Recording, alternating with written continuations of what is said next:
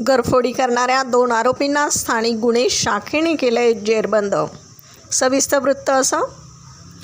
फिर्यादी मोहम्मद रफिक शेख लाल शेख राहणार अतिथी कॉलनी श्रीरामपूर यांच्या राहत्या घरी दिनांक 25 डिसेंबर रोजी घरफोडी करून सोन्याचे दागिने, रोख रक्कम, मोबाईलसह 2,10,000 रुपये किमतीचा मुद्देमाल चोरून नेला होता।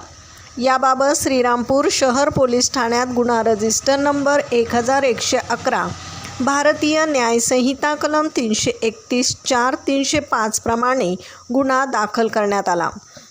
पोलीस अधीक्षकांच्या आदेशाने तपास पथकाने रेकॉर्डवरील आरोपींची माहिती संकलित करून शोध घेतला असता समीर शब्बीर शेख राहणार खटकाळी देवळाली प्रवरा याने त्याच्या साथीदारासह सदरचा गुन्हा केल्याचं निदर्शनास आलं।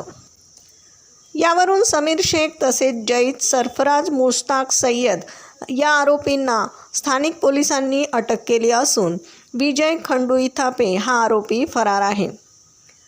सदरची कारवाई पोलीस अधीक्षक सोमनाथ घारगे यांच्या आदेशाने पोलीस निरीक्षक किरण कुमार कबाडी यांच्या सूचनेनुसार संदीप मुरकुटे, रिचर्ड गायकवाड, रमेश राजा अत्तार, विशाल तनपुरे, भगवान थोरात, योगेश कर्डिले, प्रशांत राठोड यांच्या पथकाने केली आहे। प्रतिनिधीसह महाराष्ट्र जनता न्यूज, अहिल्यानगर।